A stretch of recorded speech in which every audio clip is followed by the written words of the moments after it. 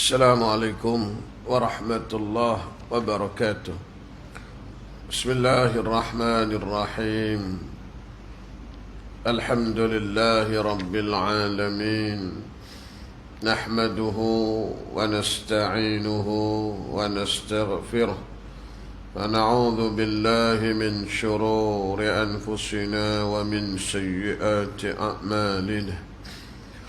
من يهده الله فلا مضل له ومن يضلل فلا هادي له. أشهد أن لا إله إلا الله وأشهد أن محمدا عبده ورسوله. اللهم صل على سيدنا محمد وعلى آله وصحبه وبارك وسلم. سبحانك لا علم لنا إلا ما علمتنا إنك أنت العليم الحكيم. اللهم علمنا ما جهلنا وذكرنا ما نسينا. رب اشرح لي صدري ويسر لي أمري واحلل عقدة من لساني يفقه قولي. Alhamdulillah yang dirahmati Allah, Tuan Pengerusi, Tuan Imam, Tuan Bilal, seluruh ahli jawatan kuasa surau, muslimin, muslimat. Alhamdulillah, kita syukur pada Allah Subhanahu wa taala, kita diberi kesempatan lagi pada malam ini untuk bersama dalam surau kita ini. Alhamdulillah, kita masih lagi dipanjangkan umur oleh Allah Subhanahu wa taala. Berada kita pada tahun baru ya, 1444. Masa berlalu dengan begitu pantas,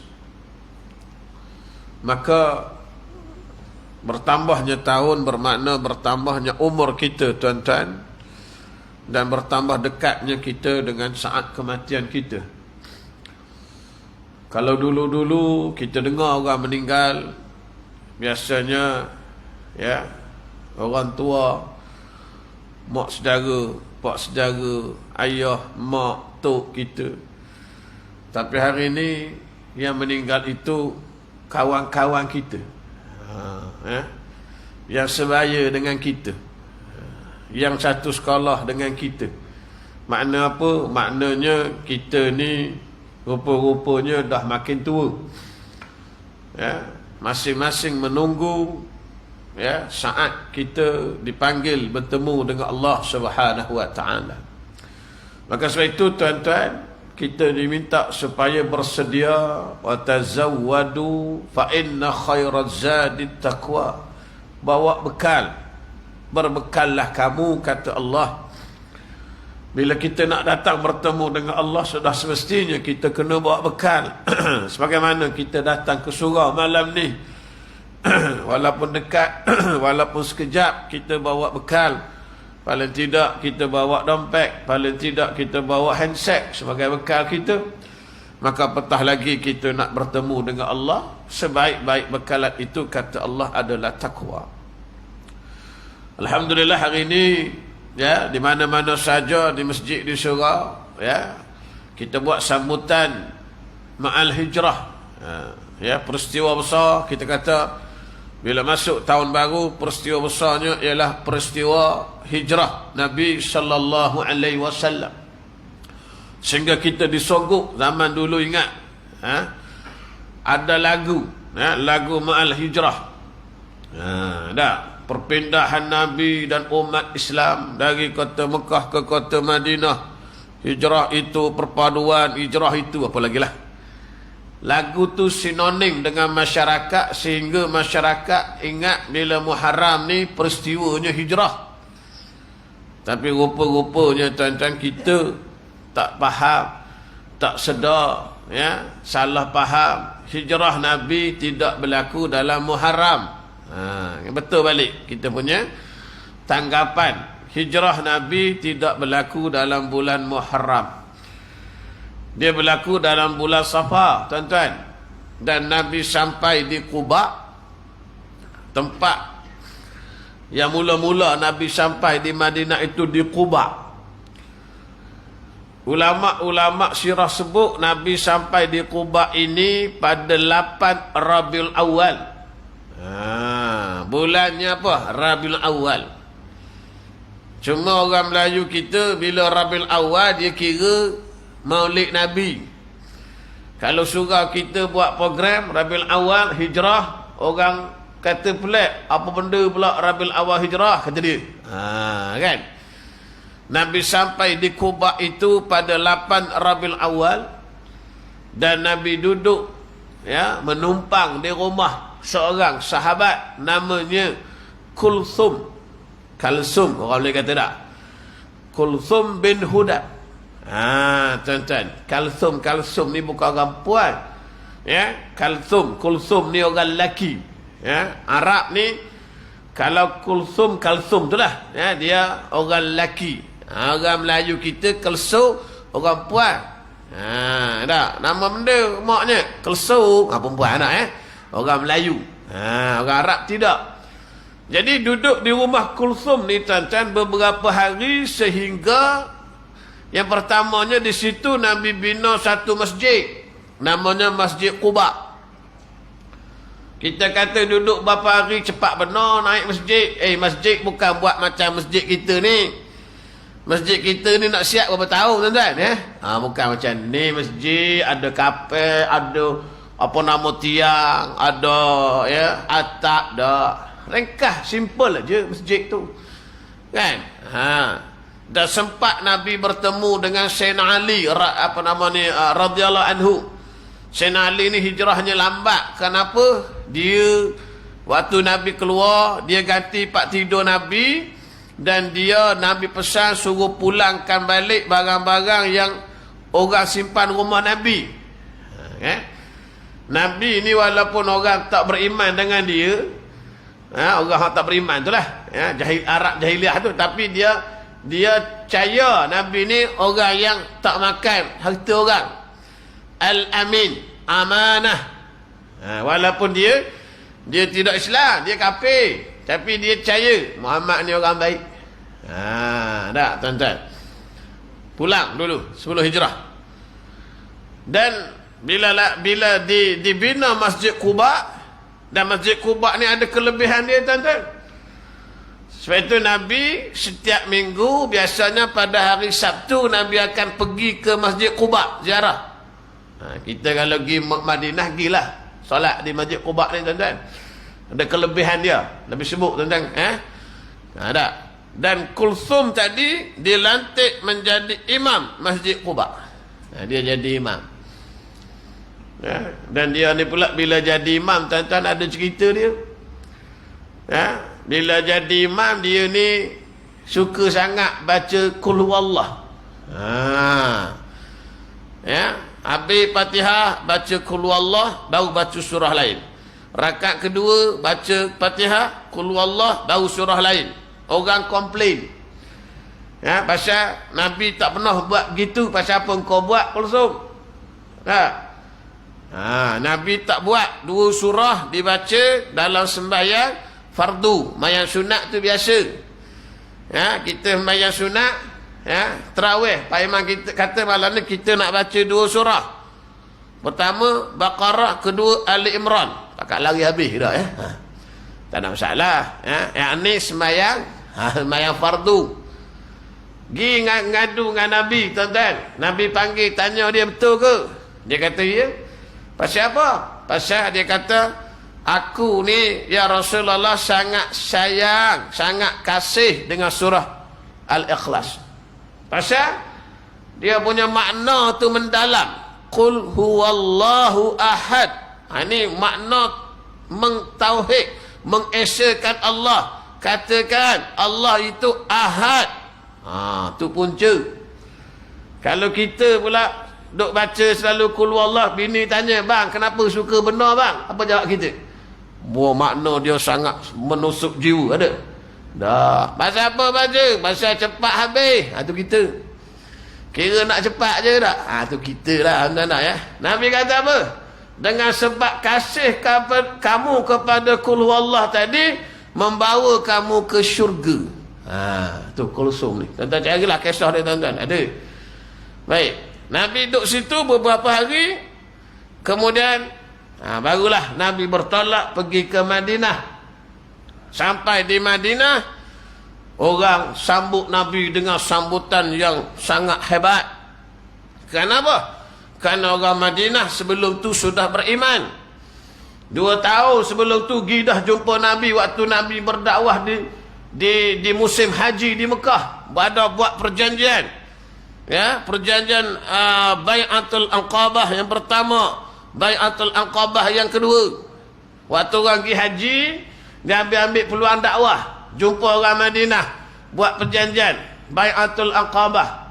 Tuan-tuan kalau pergi buat haji, ya, pergi cari tempat ni, tempat Nabi berjumpa dengan orang Madinah ni.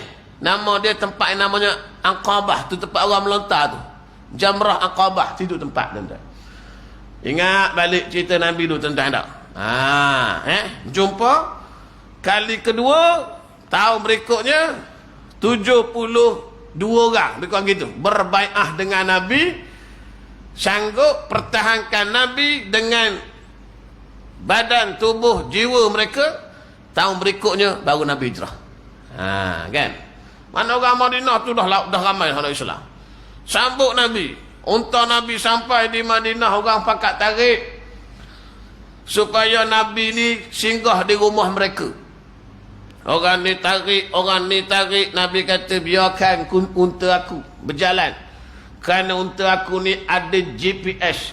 Kalau sekarang lah, ada panduan daripada Allah. Dah masuk koordinat dah, tahu nak berhenti mana, terserah duk tarik lah. Lalu unta Nabi berhenti di satu tanah lapang. Raudah tu lah kalau hari ni, Raudah tu. Dulu tak ada masjid lagi kan, baru bina masjid kan. Orang pakat serbu. Nabi turun, orang serbu, sambut Nabi, salam Nabi, cium Nabi. Ada satu orang sahabat, bijak dia. Nama dia tuan-tuan, gelaran dia Abu Ayyub Al-Ansari. Pasal dia orang Ansar. Abu Ayyub ni tuan-tuan, orang tengah sibuk dengan Nabi, dia pergi tarik unta Nabi, pergi parking depan rumah dia. Yang akhirnya beruntungnya Abu Ayyub kerana Nabi duduk rumah dia. Tu beruntung Abu Ayyub. Orang lain berebut kata dia. Abu Ayyub beruntung Nabi duduk rumah dia kerana Nabi kata orang ni kena duduk dengan barangnya. Barang Nabi atas unta. Beg baju, contohlah kalau kata beg baju pun semua atas unta, Nabi berhenti sini. Orang tarik unta ke rumah dia, Abu Ayyub. Jadi Nabi duduk situ lah pasal barang Nabi situ. Untung Abu Ayyub. Abu Ayyub ni meninggal pada tahun 57 Hijrah, lebih kurang gitu. Dia meninggal di waktu dia meninggal tu dia menyertai angkatan perang bersama dengan Yazid bin Muawiyah. Perang di Konstantinopel tu lah. Istanbul. Dia wasiat supaya jenazah dia ni dikebumi paling hampir dengan kota Istanbul tu. Lepas tu kalau tuan-tuan pergi jalan makan angin ke Turki, ziarah lah kubur Abu Ayyub, ada di Turki. Abu Ayyub Al-Ansari. Sahabat-sahabat ni kubur dia merata. Kan? Dia tidak di Madinah saja, pasal dia mengembangkan Islam. Baik, tu ceritanya lah. Baik. Jadi tuan-tuan, kita nak sambung balik perbincangan kita dalam bab sabar. Jadi hadis hari itu kita sebut idza aradallahu bi 'abdihi khaira ajjala lahul uqubata fid dunya. Kan? Wa idza aradallahu bi 'abdihi syarra amsaka anhu bi dhanbihi hatta yuwafiya bihi yaumal qiyamah. Hadis Nabi sebut, kalaulah Allah nak kebaikan kepada satu orang, kata Nabi, Allah segerakan hukumannya atas dunia. Tu cara Allah nak beri satu orang tu kebaikan. Allah segerakan hukuman dengan Allah beri dia cobaan, dugaan, dia sabar, Allah nak ampun dosa dia. Dan andai kata Allah tak nak pada satu orang ni, maka Allah tahan dosa dia sehingga dia dibalas di akhirat nanti. Ni tuan-tuan. Sebab tu kita jangan ingat orang yang Allah uji ni orang yang orang tak sayang. Allah tak sayang, jangan. Orang yang Allah bagi kesenangan, tak ada apa-apa ujian, itu maknanya orang yang Allah sayang. Tidak, bukan begitu. Bila Allah nak kebaikan, Allah uji. Bila Allah tak nak, Allah biar. Sebagaimana Fir'aun itu disebut bahawa Fir'aun ni tak pernah sakit. Bayangkan tuan-tuan, tak pernah sakit. Sesemua tak pernah. Covid tu cerita lah, tak pernah. Pasal Allah tak nak dia. Tak pernah semua. Fir'aun. Bayangkan tuan-tuan tak? Jadi kita jangan cepat buat apa kata? Kesimpulan. Tengok orang tu, dia ni nak mati payah. Orang ni orang belejing. Bukan. Itu tanah kubur, tuan-tuan, muslimin muslimah. Itu cerita tanah kubur nak berlaku cerita. Tengok tanah kubur kan? Itu semua rekaan semata-mata. Tak tengok? Tok Adi. Jangan warak sangatlah tuan-tuan Tengok jugalah sekali-sekala kan. Ada juga kan. Elok juga kan cerita tu, tapi nak sebut tak semestinya orang tu kalau dia tak baik maka Allah jadikan dia mati dalam keadaan payah. Tidak begitu. Kan tuan-tuan Jadi mungkin ada juga kerana Allah nak ampun dosa dia. Ada juga sebab itu kan. Tapi tak semesti tuan-tuan. Allah segerakan orang yang baik, Allah segerakan balasannya atas dunia. Orang yang Allah tak nak kebaikan bagi dia, Allah bagi dia kesenangan. Nampak jangan pelik. Kita kata dia ni tudung tak pakai, sesi-sesi, kaya-kaya juga. Betul lah tu. Orang ni duk lawan Islam. Orang apa nama ni tangkap kerana duk hina Islam, dia pula pergi bela. Contoh kan. Dia pula sanggup jadi pembela, peguam bela, tak kira lah tuan-tuan. Tengok-tengok sihat elok, kaya-kaya. Bukan itu ukurannya tuan-tuan muslimin muslimat yang dirahmati Allah. Itu bukan ukuran. Kalau itu ukuran sebut tadi, itu cerita tanah kubur je tuan-tuan muslimin muslimat yang dirahmati Allah. Baik. Hadis hari ni. Sambung dia. Hadis ni panjang. Tak apa, kita bincang sikit-sikit tuan-tuan. Wa an Anasin radhiyallahu anhu qala kana ibnun li Abi Talhata radhiyallahu anhu yashtaki. Menarik cerita ni tuan-tuan. Cerita ni menarik. Kita pakat dengar malam ni. Kita ambil dia punya ibrah. Cerita ni menarik. Jadi tuan-tuan, apa tu? Ada hadis ni hadis yang ke apa tu? 44 Baik. Yang rawi yang mencerita ni ialah Anas. Anas bin Malik. Dia cerita. Berlaku cerita ni dalam keluarga dia. Maka dia tahulah pasal dalam keluarga dia. Berlaku dalam keluarga dia. Dia kata kana ibnun li Abi Talhah yashtaki. Satu hari tuan-tuan, anak Abu Talhah ni sakit. Siapa dia anak Abu Talhah ni? Anak Abu Talhah ni adik Anas. Anas bin Malik. Abu Talhah ni siapa? Abu Talhah ni nama dia Zaid bin Sahal bin Aswad bin Haram Al-Ansari Al-Najjari Al-Madani Al-Badri. Tengok tuan-tuan. Ulama-ulama letak al tadi bukan saja-saja. Setiap itu ada nilai. Nilai sisi Allah. Kita ada juga awal Datuk Seri, Tan Seri, Datuk Paduka, tak kira lah. Ada nilai tak? Ada dengan manusia. Nak ambil projek, orang kira lah. Tapi dengan Allah ada nilai? Tak ada nilai. Ada nilai. Lepas tu kita janganlah tuan-tuan duk rasa hebat kerana aku ada gelaran. Tak ada nilai. Hak bagi siapa? Manusia. Kan ya? Ya. Ujung, ada hak ujung. Nama dia patu ujung ada gelaran tu. PPT, PJK, AMN, ada juga tu. Ada nilai? Tak ada nilai. Oh, saya dapat pingat AMN. Ya betul lah, tak ada nilai. Kan? Hujung nama PPT. Oh, hebat awak dapat PPT. Dia tak tahu padahal PPT itu maknanya penolong pembantu takbir. Padahalnya PJK. Rupanya dia cikgu ngajar PJ. Patutlah PJK. Kan? Tak ada nilai.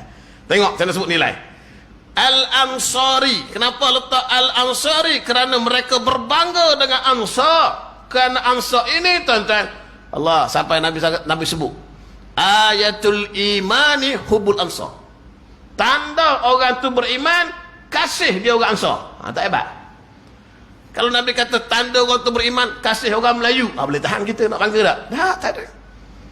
Nampak tuan-tuan, hak bantu Nabi, lepas tu dia tak pakai Madani, Ansari, pasal penolong. Ansar ni penolong. Waktu hijrah ni lah tolong ni.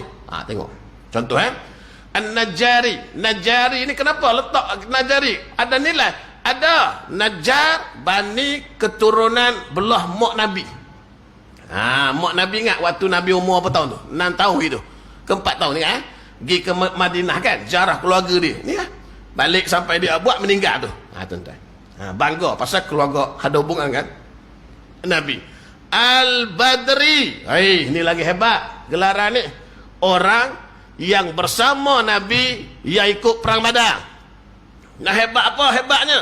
Hebat sebab orang yang pergi perang Badar ni Allah kata, buatlah apa pun aku dah ampun dosa. Tak hebat? Kalau kita macam tak ada kita.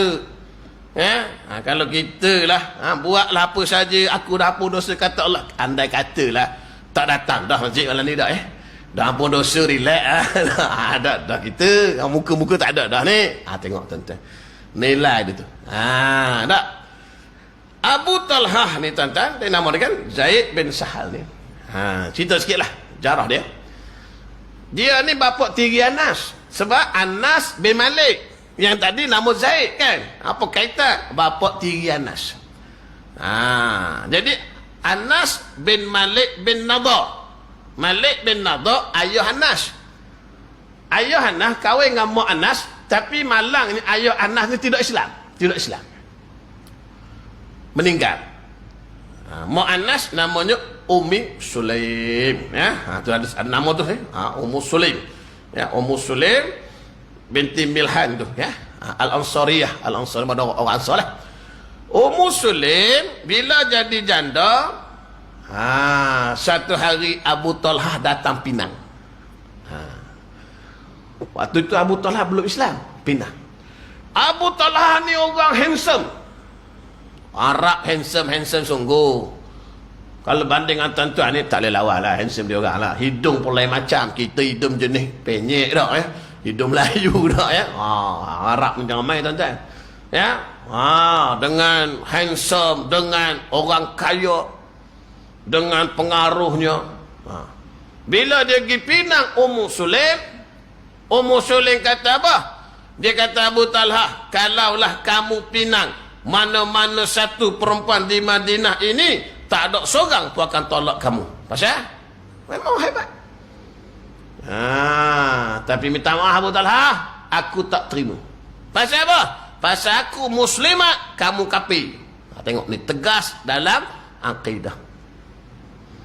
Dan ini kita tuan-tuan kadang sedih, cinta dengan orang bukan Islam, pergi ikut pula cara orang bukan Islam. Pasal apa? Kalau nak cinta, nak kahwin pun tariklah orang bukan Islam masuk Islam, baru betul. Aku tak terima. Abu Talhah offer Ummu Sulaim, nak banyak mana kuning, nak banyak mana putih. Kuning tu mana emas, nak banyak mana. Putih perak, nak banyak mana. Maka kalau kamu nak kahwin dengan aku, mudah je. Mas kahwinnya ialah Islamnya kamu. Maka ulama-ulama sebut itulah mas kahwin paling mahal. Bukan 20,000, bukan 30,000, bukan 1.2 juta. Dah, mas kahwin paling mahal ialah perkahwinan Abu Talhah dan Ummu Sulaim. Masuk Islam. Masuk Islam Abu Talhah. Dan sempatlah dia pergi perang Badar tadi, dapat ada Badri itu kan. Dia sempat pergi perang Badar dengan Nabi tahun kedua Hijrah tuan-tuan. Ya, dia antara sahabat ya. Dan yalah, masuk Islam, kahwin dengan Ummu Sulaim, dapat anak. Ni cerita dia ni. Jadi anak Abu Talhah ni sakit. Yang saya baca ni lapah dia dalam Bukhari ya. Dalam Muslim dia lagi detail. Ni dalam Bukhari. Tak apalah. Sakit. Anak dapat anak, tiba-tiba Allah uji anak sakit pula. Tuan-tuan. Tak, bayangkan tak. Fa kharaja Abu Talhah faqubida as-sabi. Satu hari Abu Talhah keluar. Anak tengah sakit ni, dia keluar pergi mana dia tak sebutlah sini. Pergi kerja lah kot ya, keluar. Bila Abu Talhah ni keluar, tiba-tiba anak dia meninggal. Hak sakit tadi meninggal, budak kecil ni meninggal ya, sabi meninggal. Jadi bila meninggal ni tuan-tuan, falamma raja'a Abu Talhah qal, baliklah Abu Talhah petangnya. Balik pak kerja lah kot, barangkali kita kena pejabat lah. Maka tuan-tuan, dia pun bila balik ni tuan-tuan, benda pertama dia tanya anak tadi, pasal sayang. Ma fa'ala bani? Apa khabar? Bagaimana keadaan anak kita? Tanya siapa? Mak budak tadi, ya. Qalat Ummu Sulaim, berkatalah Ummu Sulaim, wahia Ummu Sabib, mak budak tadi. Isteri dia lah, isteri Abu Talhah. Balik-balik tak jumpa bini, tanya bini, macam mana anak kita? Tengok ni, Ummu Sulaim ni wanita yang patut jadi contoh pada muslimat hari ni. Ummu Sulaim ni tuan-tuan, banyak kali kita jumpa nama dalam cerita-cerita dalam perempuan zaman Nabi ni lah. Kita panggil sahabat hebat lah ya. Dia kata apa? Huwa askanu makan. Abu Talhah, anak kamu, anak kita tu, dia lebih tenang daripada sebelumnya. Dia double meaning. Dia bercakap berlapik, tapi sebenarnya membawa makna lain. Abu Talhah faham lain. Pasal dia tak nak Abu Talhah ni risau. Abu Talhah, anak kita tadi lebih tenang daripada sebelumnya. Abu Talhah fikir kalau tadi menangis kerana demam, sakit, sekarang ni mungkin dah sihat, tak menangis. Itu faham Abu Talhah. Sebenarnya budak tu mati. Kalau tadi menangis, sakit, sekarang senyap. Memang senyap lah mati. Tapi Ummu Sulaim tak nak suami dia rasa sedih. Tengok. Kita, Allah tak, ini orang perempuan ni penting ni tuan-tuan. Kadang-kadang anak tu tak ada apa pun, sikit je. Kita duk tengah buat kerja, duk telefon, kerja pula penting. Balik bang, balik. Kenapa? Rumah pula jauh tak? Duduk Bandar Puteri, kerja pula. Contohlah. Seremban, contohlah. Balik bang, balik. Kenapa anak kita ni bang? Tak tahulah kenapa. Kenapa? Tak tahulah bang. Mata merah ni bang. Hidung berair, keluar air kot mata ke bulu. Kenapa? Kita pun start kereta cepat-cepat balik tak? Sesama je. Orang perempuan sekarang tak? Tak? Kita nak panik lebih. Tengok Ummu Sulaim, bukan sesama anak mati. Dia patut dia dalam Muslim dia kata, jangan siapa-siapa beritahu anak ni meninggal. Aku sendiri beritahu. Jangan beritahu. Biar aku sendiri beritahu Abu Talhah. Tengok Ummu Sulaim. Dah. Jadi selesai, bila kata anak dah tenang, Abu Talhah pun relax. Ya, faqarrabat ilaihil asya'a fata'asya. Bila dah kata okey, maka Ummu Sulaim faqarrabat ilaih, hidang kepada suami dia asya'a. Asya' ni makan malam. Dia punya eja sama. Sebab tu Arab ni kalau dia baris lari, dia lari makna. Asya, ain tu baris atas fathah ya, asya, dia jadi makan malam. Kalau ain tak dibagi bawah kasrah, dia jadi insya. Insya mana waktu isyak.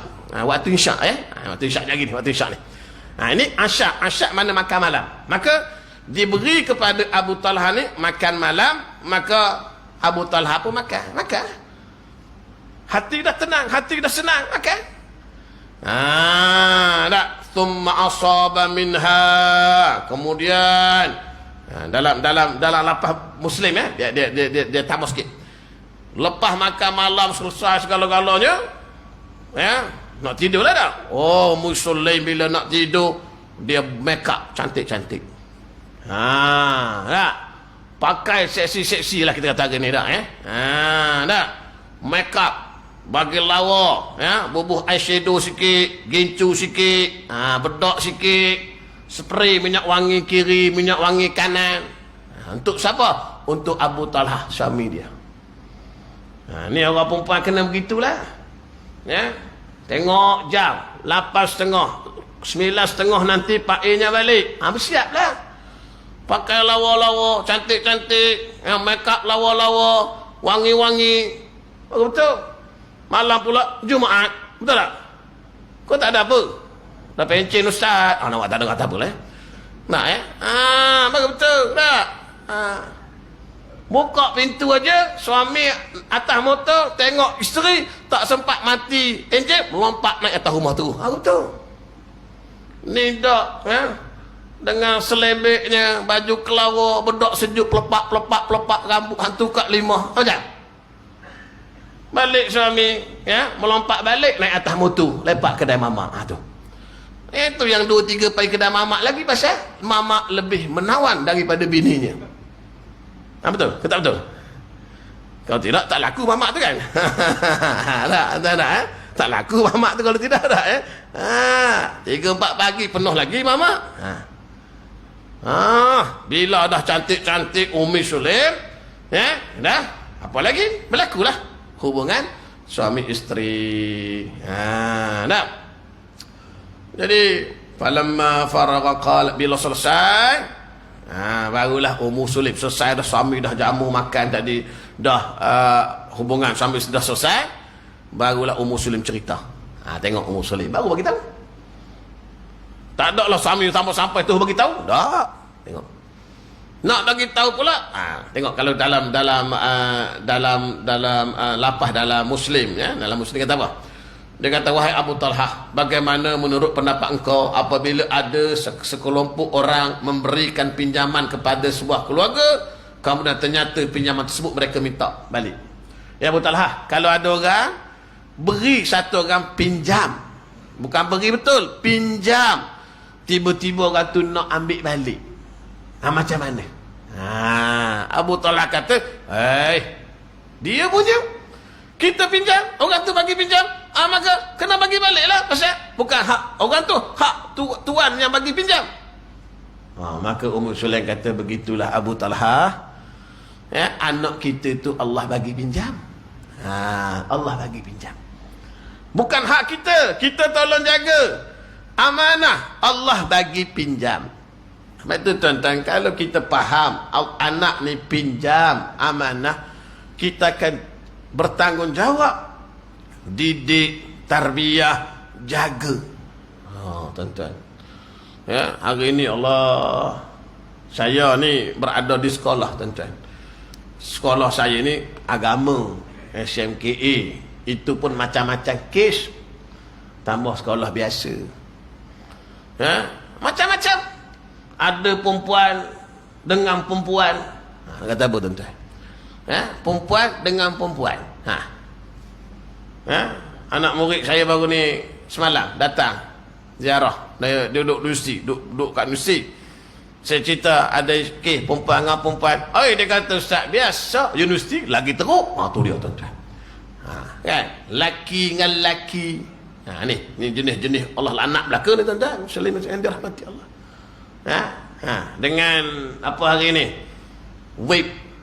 Dulu rokok senang tuan-tuan, nak cari, nak rampas rokok. Vape hari ni tuan-tuan, Allah, macam pen, kita pun tak tahu tu vape. tuan-tuan sebagai ayah, sebagai apa nama ni, ya, orang tua, kadang-kadang kita pun tak tahu rupanya duk gantung kat leher. Tak? Ingat ke apa nama dulu orang gantung apa? USB. Ingat tu orang gantung USB kan? Sekarang ni web orang gantung. So USB je tuan-tuan. Apa yang kan? Kau tak tahu? Aku tolong bagi tahu, tak tahu. Kena ambil tahu. Perkembangan semasa kena ambil tahu. Saya rampas bagi ni tuan-tuan. Web, cium tak bau web, tak bau rokok. Orang isap rokok dulu bau tak? Tambah-tambah jenis kaki gudang garam, lagi kuat bau.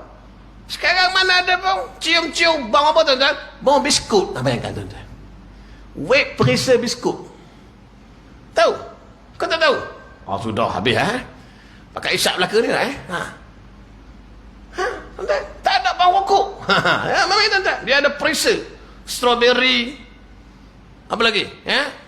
Sirap, limau, teh, ais. Agaknya lah, aku tak kerti lah tuan. Ada perisa. Tuan-tuan, jagalah. Sebab bukan hak kita, amanah daripada Allah. Orang nak ambil balik, ambil. Abu Talhah tuan-tuan, bila dengar tuan-tuan, dia marah lah. Tak marah. Pasal apa tak beritahu? Kalau beritahu tadi, tak makan nasi Abu Talhah. Mikir nak. Kalau beritahu tadi agak-agak bersama tak dengan Ummu Sulaim, tak jadilah. Jadi tuan-tuan, falamma faraqalat warus sabi, anak kita dah hati dah, kata Ummu Sulaim. Falamma asbaha Abu Talhata ata Rasulullah sallallahu alaihi wasallam fa akhbarahu. Abu Talhah tuan-tuan, pagi-pagi pergi terus jumpa Nabi, ngadu dengan Nabi. Tak? Macam mana ni ya Rasulullah, isteri saya ni anak dah mati, dia tak beritahu ya Rasulullah, patut ke tidak? Gitulah. Dia tak cerita lah ngadu macam mana, itu aku tak tabah sajalah tuan lebih kurang gitulah, mengadu dengan Nabi apa yang berlaku. Tak?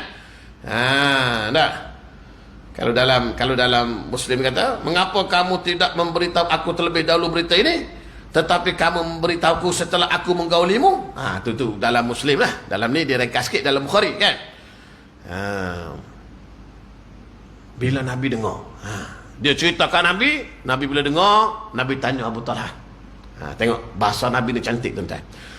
Nabi kata, "Arrastumul lailah?" Abu Talhah, malam tadi kamu jadi pengantin tak? Ni bahasa Nabi ni, bahasa yang kita kata tidak kasar, tidak lucah. Abu Talhah, malam tadi kamu jadi pengantin tak? Arrastumul lailah, jadi pengantin tak tadi?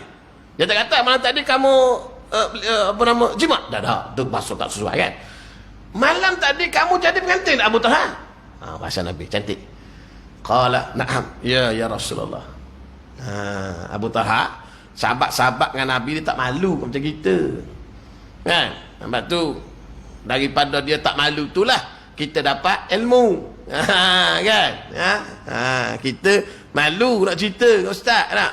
Ustaz nak tanya apa? Kawan saya pada dia. Duk kawan saya nak nanya mana tak? Tak apa lagi lah tu, boleh tahan lah tak? Tak. Nabi bila dengar terus doa, Allahumma barik lahuma. Moga-moga Allah berkati kamu berdua malam tadi tu. Tengok. Dan Nabi ni doa dia bukan sebarangan tuan-tuan, doa Nabi ni makbul. Maka bila Nabi berdoa tuan-tuan, fawaladat ghulama. Selang beberapa lama kemudian Ummu Sulaim pun mengandung balik. Beberapa bulan kemudian, ini dalam Bukhari direngkah, dalam Muslim, beberapa bulan kemudian Ummu Sulaim mulai hamil. Pada ketika Rasulullah sallallahu alaihi wasallam sedang bepergian, Nabi pergi musafir dan Ummu Sulaim turut serta dalam perjalanan tersebut. Nabi musafir Nabi segi perang lah. Jadi Ummu Sulaim pun ikut juga, walaupun dia perempuan, syarat mengandung 9 bulan, ikut juga kerana kasih dan sayang pada Nabi. Abu Talhah pergi sekali lah, pergi ikut Nabi kan. Pergi mana? Pergi musafir, pergi perang. Bini kita macam nak pergi musafir, ngandung-ngandung. Nak pergi mana ni bang? Nak pergi kerja? Tak payahlah. Nak pergi mana? Nilai 3. Baru nak pergi tak tak, bukan nak pergi shopping, nak pergi perang. Jadi tuan-tuan, biasanya kata dia apabila pulang dari perjalanan jauh, setibanya di Madinah, baginda tidak terus masuk kampung. Ini keadaan Nabi lah. Nabi kalau dia pergi mana-mana, sebelum balik dia tidak akan terus masuk Madinah. Ini tujuan apa? Saya dah sebut itu, supaya isteri-isteri sahabat yang ditinggalkan itu bersedia untuk terima suami balik. Sebab dulu tidak ada telefon. Nah, sekarang tak apalah, kita boleh bagi tahu kita nak balik rumah, duduk daripada Kota Baru, ya, duduk dekat Karak, boleh telefon. Okey yang abang sampai pukul 11. Tak ada hal lah. Dulu mana ada telefon. Supaya isteri-isteri Nabi bersedia, isteri sahabat bersedia. Bersedia kenapa? Bersedialah menyambut kembalinya suami. Sebab dulu musafir bukannya sekejap, bulan-bulan. Tak jumpa bini 2 bulan, tak jumpa bini sebulan, dah sebulan tak jumpa bini. Macam tambah hak baru kahwin. Kalau macam tuan-tuan ni tak apalah lama kahwin, tengok bini mu tak ada rasa apa. Tengok bini nampak macam tiang lampu je, tak ada apa dah. Hak baru kahwin tu, tengok tiang lampu nampak bini, itu bahaya tu. Bersedia. Dah tuan-tuan itu dia. Maka Nabi singgah tu di luar Madinah. Maka kata dia waktu itu Ummu Sulaim sakit untuk melahirkan anak, sehingga menyebabkan Abu Talha berhenti untuk mendampinginya. Jadi Abu Talha ni terpaksa berhentilah. Isteri nak bersalin, sakit nak bersalin, ya. Jadi sementara Nabi pula telah pergi, Nabi pun dah berhenti, sambunglah perjalanan masuk Madinah dah. Abu Talha berkata, ya Allah, ya Tuhanku, sesungguhnya engkau maha tahu bahawa aku berasa senang untuk keluar menyertai Rasulmu. Ketika baginda keluar, begitu pula aku merasa senang untuk masuk menyertainya. Aku ni ya Allah sangat ikut Nabi keluar, dan sangat ikut Nabi masuk. Masalahnya tak ikut sebab isteri nak bersalin. Itu dia. Jadi nak jadi cerita tuan-tuan, bila Abu Talha doa macam tu, akhirnya Ummu Sulaim ni sakit tu berhenti sekejap. Kan? Jadi bila berhenti tu, sambunglah kedua ni perjalanan masuk ke Madinah, dan beranaklah Ummu Sulaim tu di Madinah. Itu dia. Kita azan dulu ya.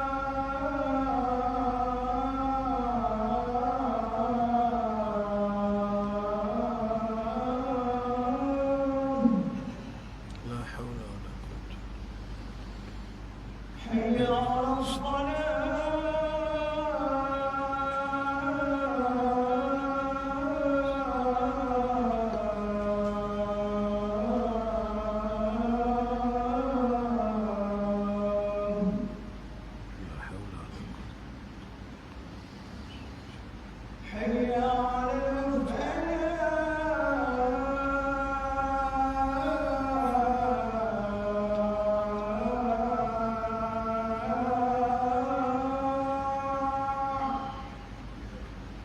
haula wala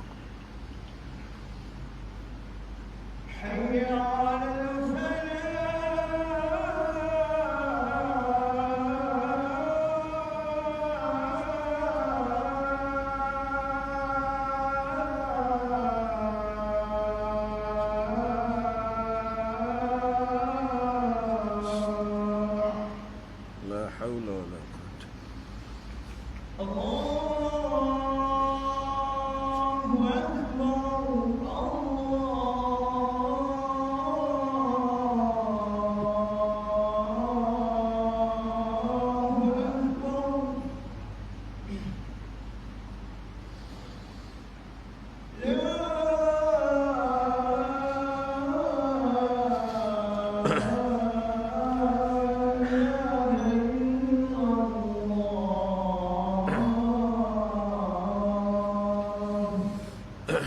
La ilaha illallah Muhammad Rasulullah. Allahumma salli ala sayyidina wa ala alihi wa sallam.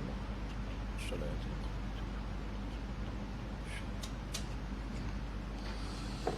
Baik, kita nak perhabislah tuan-tuan hadis ni. Saya agak panjang ulah tadi tak apalah. Jadi tuan-tuan, beranaklah Ummu Sulaim. Tengok faqala li Abu Talha. Ambil balik dalam Bukhari ni semua faqala li Abu Talha. Berkatalah Abu Talha kepadaku. Faqala li tu Anas lah Anas. Berkata kepadaku Abu Talha. Maknanya Abu Talha beritahu anak tiri dia Anas tadi. Anas, ihmilhu hatta ta'tiya bihin Nabi sallallahu alaihi wasallam. Jaga adik kamu ni. Jaga adik kamu ni, jangan ada siapa-siapa yang susukan dia. Jangan bagi makan lagi lah maksud dia. Kemudian wa ba'asa pergi jumpa Nabi lah. Kemudian bawa budak ni pergi jumpa Nabi. Adik kamu ni pergi jumpa Nabi. Wa ba'asa ma'ahu bitamaratin, dan Anah bawa bersama dia beberapa biji buah tamar. Tamarat Gila Anah bawa adik dia tadi, hak baru lahir tadi, adik dia lah adik satu mak tadi kan. Jadi sampai dekat Nabi, Nabi pun tanya, faqal ama'u syai', Anas, ada apa-apa tak bersama kamu? Bawa adik je kan. Bila bawa adik tadi, ada apa-apa kamu bawa bersama adik kamu ni? Naam, tamaratun. Ada buah tamar ya Rasulullah. Buah tamar fa akhadhaha an-nabi sallallahu alaihi wasallam famadaghaha. Lalu Nabi ambil buah tamar tadi, Nabi kunyah thumma akhadhaha min fi faj'alha fi as-sabi. Nabi ambil dah kunyah-kunyah tu, Nabi ambil dengan jari dia tu, dengan buah tamar yang dah dikunyah, dengan air liur dia yang mulia itu, Nabi masukkan ke dalam mulut budak tadi, lalu kan di langit dia yang kita panggil sebagai tahnik, belah mulut. Thumma hannakahu wa sammahu Abdullah. Kemudian Nabi letak nama adik Anas tadi dengan nama Abdullah. Tengok tuan-tuan saya nak ambil beberapa pengajaran sini. Yang pertama, bila kita sebut nak tahnik, tahnik ni bila yang sepatutnya. Tengok cerita dia kan. Tahnik ialah anak yang baru lahir yang belum makan apa-apa, tu tahnik. Anak kita baru lahir yang belum makan lagi tu, pergi bawa cari orang alim suruh tahnik baru betul. Orang Melayu ni pelik. Anak dah 2 tahun suruh tahnik, kan pelik. Ustaz, tahnik anak saya, kita pun tahnik lah. Merau ustaz, gigi penuh ni gigi jari ustaz dah 2 tahun. Baru lahir. Sebab tu kata dia kan, ihmilhu hatta ta'tiya bin Nabi. Jaga budak ni sehingga bawa jumpa Nabi dulu. Baru lahir. Satu. Yang kedua, bila sebut tahnik, apa bahannya? Buah tamar. Buah tamar. Ada mana saya jumpa gitu, dia minta kita, dia panggil orang Melayu ni macam-macam, belah mulut merangkap naik buah. Oh, naik buah apa nama jenis? Oh kan, merangkap cukur jambul. Jambul dia cukur kan ya. Nak ya. Nak. Dia suruhlah kita tahnik. Dia bawa satu dulang. Ni orang Melayu, banyak karut Melayu ni. Dalam tu ada apa? Yang pertama ada gula batu. Gula batu, kecil manis kawan tu tuan-tuan, gula batu. Lepas tu bubuhnya asam keping. Asam keping tahnik benda tuan-tuan. Kepelik sungguh lah. Lepas tu dalam bekas kecil gitu, cincin mah. Kita menang anak dia ni burung tiung ke orang. Cincin mah belah mulut burung tiung suruh bercakap. Aku tu. Orang burung apa cincin mah benda? Ni orang Melayu pelik tuan-tuan. Dia buah tamar. Buah tamar tak ada. Buah tamar. Air zam-zam. Betul. Tu dua. Yang ketiga, tahnik ni tengok cara Nabi. Dia ambil buah tamar tu, dia gigit, dia kunyah. Bagi lembut. Ya, jangan sebiji masuk budak mulut tu. Lemah awak lekat tak pasal ada ya. Budak tak baru lahir dah ya. Gigit, lepas tu dia ambil dengan jari dia. Yang dia gigit tu bersama dengan air liur dia tu. Pasal apa? Sebab air liur Nabi ni berkat. Nabi ni tak usah kata budak, kalau dia ludah, tak usah kata budak, orang tua pun sambut berkat air liur dia ni. Kalau orang suruh kita, saya lah ya, tahnik kita ni tak payahlah nak kunyah sangat. Air liur kita mana berkatnya tuan-tuan? Ustaz tolong tahnik. Ustaz 2 hari gigi tak gosok. Nak mana ke mananya datang apa nama berkatnya? Tak payah lah. Ambil berapa, hancur dengan tangan, bubuh air zam-zam sikit kan. Dah lah. Kan? Ada setengah tu lagi teruk. Bawa jumpa Pak Imam. Baguslah. Dia cari Pak Imam tu betul. Pak Imam baru lepas 2 batang dahir.